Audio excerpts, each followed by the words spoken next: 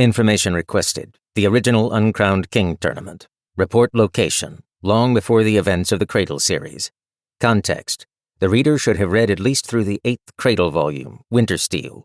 Authorization confirmed. Beginning report. Rhaegon Shen's eyes bled as he watched the Monarchs do battle with the Wandering Titan.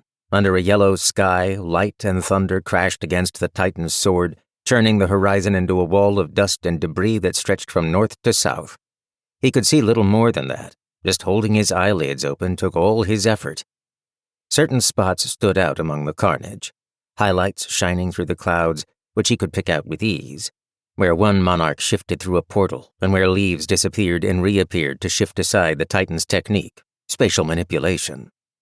Shen's remnant never spoke to him anymore. Truegold's digested their remnants completely, but its instincts had never merged as fully as he wished, a consequence of swallowing a sage's spirit during his advancement to gold. Though it didn't speak, it directed his attention. He could learn those techniques. Space was his territory, his inheritance. He was special like they were. Rhaegon had never wanted anything so much. He'd never imagined such glory. One movement of the Titan's hand upended the heavens and earth, blinded the spiritual sense, and strained the fabric of space. Monarchs contended with that force, matching it blow for blow. They commanded the world. One day, Rhaegon Shen would too. A few short years later, Underlord Shen led his pride into the heart of the rose-gold continent, the center of human power. The old lions, still in their original forms, crept behind him like whipped cats. They had asked him not to go, to stay back, to hunt the plains as their ancestors had done for generations. The plains were gone. Countless leagues of the grasslands had been chewed up in the Dread War, and yet his elders wanted to cling to tradition formed before their world had been destroyed. Embrace tradition, and feed their people. They begged him to keep their pride prosperous, but also not to change too much. Rhaegon Shen had neither time nor patience for them. They faced a choice between innovation and starvation, and that was no choice at all. In a mostly human form, Rhaegon strode boldly into a newly constructed city, he supposed he should call it. He wasn't sure of the settlement's name, and it had been clearly made from buildings taken whole from elsewhere and transplanted here. He saw massive granite edifices with their cracks cemented together, standing next to stores of painted wood that had been scooped from their original location, grass and all. This was a collection of survivors and whatever shelter they could salvage, with one clear exception.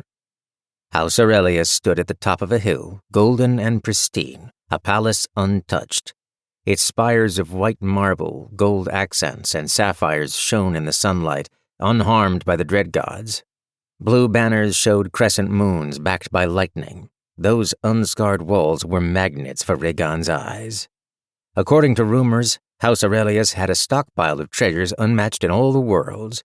The Silent King itself had challenged the wards and slunk home defeated.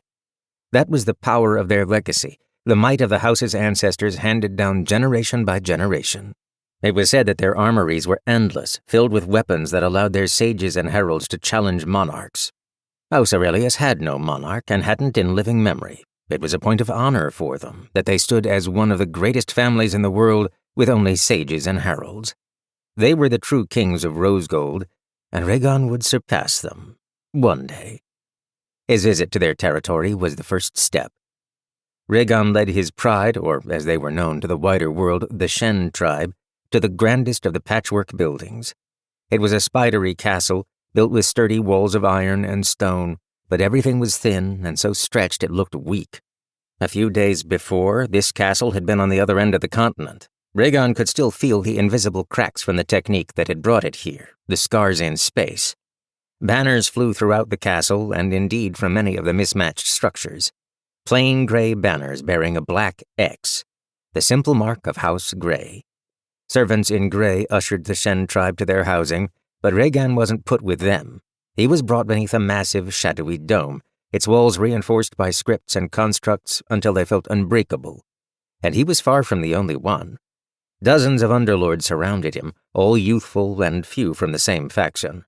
Most stood apart, as Rhaegon Shen did, and they looked so wary and suspicious that he immediately adopted a relaxed posture.